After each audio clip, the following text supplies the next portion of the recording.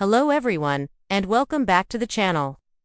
Today, we are diving deep into a case that has baffled investigators and captivated the public for years.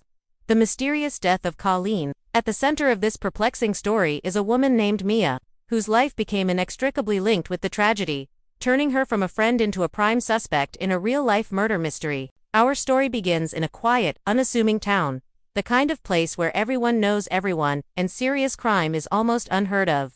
Colleen was a beloved figure in the community, known for her vibrant personality and kind heart. She was a successful businesswoman, a devoted mother, and a loyal friend.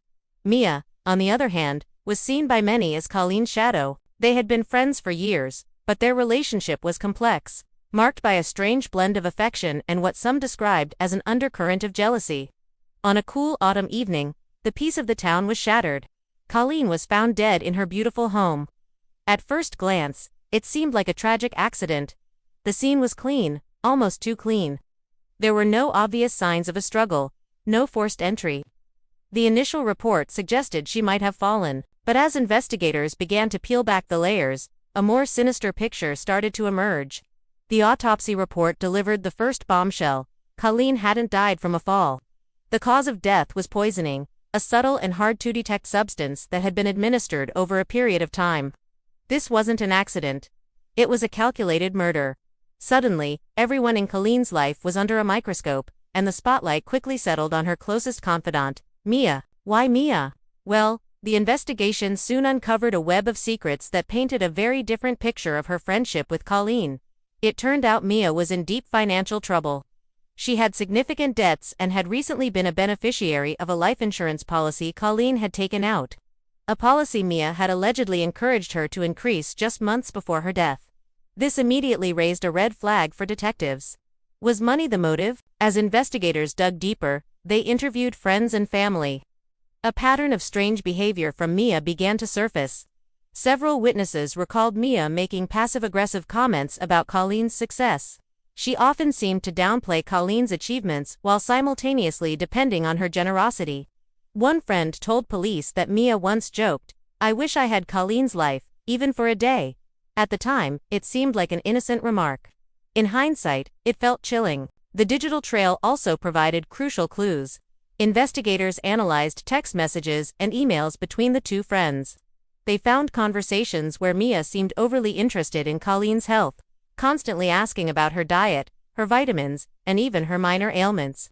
In one particularly damning exchange, Mia recommended a new herbal supplement to Colleen, claiming it would help with stress. Forensic analysis later confirmed that traces of the same rare poison found in Colleen's system were present in a similar herbal concoction found in Mia's home. The prosecution started building its case, piece by piece.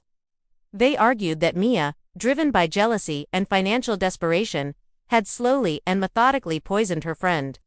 They portrayed her as a manipulative and cunning individual who had exploited Colleen's trust for her own gain. The motive seemed clear: get rid of her successful friend and cash in on the insurance policy to solve her financial woes. The media ran with this narrative, and public opinion quickly turned against Mia. She was branded the poisoner friend, a modern-day femme fatale. When the case finally went to trial, the courtroom was packed. The prosecution presented its evidence: the financial motive, the suspicious digital communications, the witness testimonies about Mia's jealousy, and the crucial discovery of the poison in her home. The case against her seemed airtight. Mia's defense team, however, argued that the evidence was purely circumstantial. They claimed Mia was a loving, if somewhat envious, friend, and that the police had tunnel vision, ignoring other potential suspects. They pointed to Colleen's estranged ex-husband, who had a history of disputes with her over business assets. They also brought up a disgruntled former employee whom Colleen had fired just weeks before her death.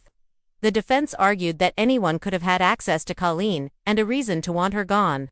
They painted Mia as a convenient scapegoat, a grieving friend being railroaded by a flawed investigation. They explained the poison found in her home as a terrible coincidence, suggesting she had bought the herbal supplement from an unregulated online source, unaware of its toxic contents. The trial was a roller coaster of emotions. The prosecution presented Mia as a cold-blooded killer. The defense portrayed her as a victim of circumstance. Mia herself took the stand, and her testimony was a pivotal moment. She broke down in tears, insisting on her innocence. She spoke of her love for Colleen, admitting to her jealousy but swearing she would never harm her. Her performance was powerful. Some saw genuine grief and innocence. Others saw a calculated act from a master manipulator. The jury was faced with an incredibly difficult decision. There was no confession, no eyewitness to the poisoning. All they had was a collection of circumstantial evidence. After days of deliberation, the tension in the courtroom was unbearable. Finally, the jury returned. They had reached a verdict. Mia was found not guilty. The verdict sent shockwaves through the community. Many were outraged, convinced that a murderer had just walked free. Others felt that justice had been served, believing the prosecution had not met its burden of proof beyond a reasonable doubt. Mia left the courthouse a free woman, but her life was forever changed.